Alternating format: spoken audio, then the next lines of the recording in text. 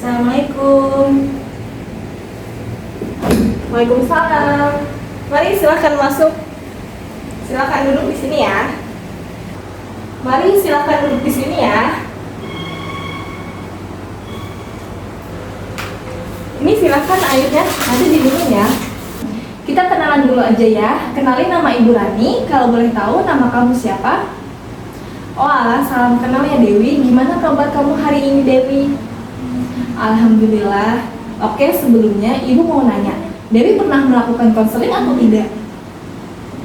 Oke, nah jadi konseling itu adalah suatu proses kolaboratif yang mana kita akan bekerja sama dan juga cari solusi buat masalah yang sedang Dewi hadapi. Kita bakal ngobrol banyak dan Ibu bakal bantu kamu buat ngertiin masalah dan gimana sih cara mengatasinya. Nah, tujuannya itu biar kamu bisa lebih paham sama diri sendiri dan bisa menghadapi situasi dengan lebih baik. Nah, Dewi juga nggak usah ragu ya, karena dalam proses konseling itu ada yang namanya asas kerahasiaan. Nah, jadi semua yang kita omongin itu rahasia dan Ibu bakal menjaga rahasia itu dengan sebaik mungkin dan bakal dengerin kamu tanpa adanya judge sedikit pun. Nah, dalam proses konseling ini, Ibu harap Dewi bisa menceritakan dengan terbuka semua masalah dan apa yang Dewi rasain. Karena itu sangat membantu dalam proses konseling ini ya. Dan kamu juga punya peran penting karena kamu yang bakal nentuin arah perubahan yang kamu mau ya Dewi. Oke, mari kita jelajahi bersama apa sih yang sedang Dewi rasakan saat ini. Kalau saya boleh tahu, apa permasalahan yang sedang Dewi alami? Saya kurang mengerti tentang perasaan takut Dewi. Coba Dewi jelasin maksud dari ketakutan yang Dewi maksud itu seperti apa? Oh iya, terus? Nah, kelihatannya dari hasil pengamatan saya, tampaknya semua hal yang Dewi ungkapkan kepada saya itu gambaran dari perasaan ketakutan Dewi yang sangat luar biasa. Karena Dewi sangat takut kehilangan perhatian dan juga rasa sayang dari orang tua Dewi. Saya bisa merasakan apa yang Dewi rasakan. Pastinya sangat sedih dan pastinya membuat diri Dewi gak nyaman ya. Nah, pada dasarnya Dewi itu takut kalau nanti dikeluarkan di sekolah dan uang jajan Dewi nanti dikurangin ya. Oke, dari jawaban Dewi tadi sebenarnya kalau Dewi itu sadar akibat yang timbul dari tindakan membolos itu apa, tapi kenapa Dewi tetap membolos di jam pelajaran?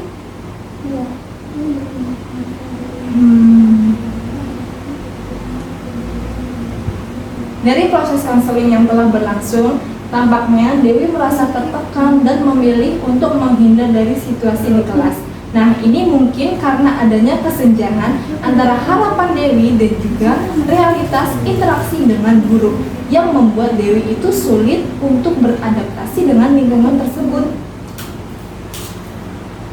Oke, jadi saya tarik beberapa kesimpulannya agar proses konseling kita ini semakin jelas.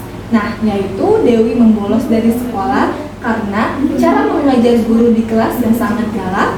Yang kedua, Dewi sebenarnya tahu kalau tindakan membolos itu salah, tapi Dewi tetap melakukannya. Oke, kalau gitu Dewi harus menetapkan tujuan yang ingin Dewi capai dulu ya. Nah, Dewi harus mempertimbangkan nih, siapa aja nih yang harus dilibatkan dalam upaya untuk mencapai tujuan yang telah Dewi tetapkan. Apa saja yang nanti mau dilakuin, terus kapan harus melakukannya, dan juga seberapa baik sih gitu seharusnya cara itu dilakukan. Kalau Dewi sering bolos, nanti kehilangan kesempatan buat belajar, terus juga Dewi bisa kehilangan hubungan yang baik dengan teman-teman. Nah, saya mau Dewi ini tuh tahu gitu loh betapa pentingnya kehadiran Dewi di sekolah. Oke, baik. Saya akan ngasih beberapa pengarahan yang bisa Dewi pilih ya buat ngatasin masalah ini. Nah, coba deh Dewi ini jauhin lingkungan yang bisa mancing Dewi buat bolos. Apa enggak kayak coba Dewi ini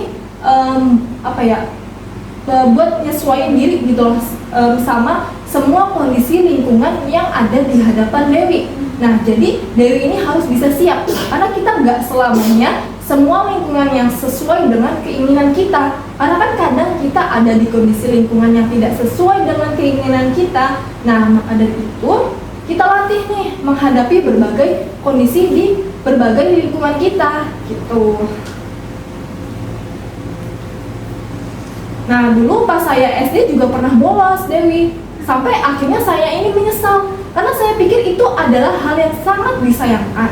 Karena orang tua kita sudah berjuang untuk mendapatkan uang, tapi sayanya malah menyia-nyiakannya, dan akhirnya saya tidak tahu gitu loh informasi yang saya pelajari di sekolah itu. Jadi saya tidak tahu, Dewi, gitu. Oke, sekarang kita coba ya pakai teknik kursi kosong ya, Dewi. Nah, jadi ini tuh namanya kursi kosong. Nah, jadi Dewi ini bisa menganggap kursi kosong ini sebagai guru yang galak, guru yang membuat Dewi ini sering membolos gitu. Nah, coba sekarang Dewi ungkapin semua perasaan Dewi sekarang kepada guru yang galak ini. Ketika Dewi merasa ketakutan, saya akan membantu Dewi untuk mengalihkan perhatian dari kecemasan tersebut dan membantu Dewi untuk merelaksasikan diri. Nah, saya akan memberikan beberapa treatment relaksasi untuk membantu mengurangi masalah ketegangan ataupun ketakutan yang Dewi alami.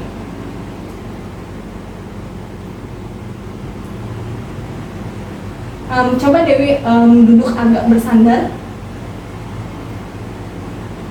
Saya yakin kamu pasti bisa, Dewi. Coba sekarang Dewi pikirkan hari ini bersama-sama. Dewi masih diberi kesempatan bersekolah. Nah, bukankah itu hal yang sangat luar biasa? Tidak semua orang memiliki kesempatan untuk itu. Banyak orang di luar sana ingin sekolah, tapi tidak bisa karena terkendala ekonomi.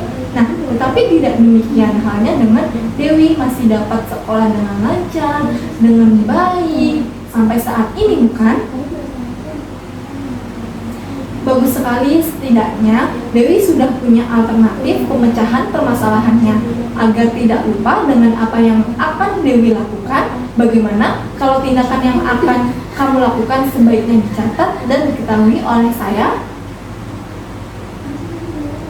Syukurlah, sekarang Dewi sudah tahu apa yang harus dilakukan nih. Nah, sekarang gimana sih perasaan Dewi setelah menyampaikan semua permasalahan Dewi yang dialami ini? Oke, baiklah, waktu sesi konseling kita sudah hampir habis ya. Sebelum kita mengakhiri sesi ini, ada yang ingin kamu tanyakan sebelum kita berpisah? Oke, saya berharap semoga segala usaha dan tindakan yang diambil oleh Dewi dapat menjadikan hidupnya lebih baik lagi ya. Amin. Oke, sudah ya? Oke, mari saya antar ke depan. Mari Ibu antar Dewi. Silakan. Waalaikumsalam.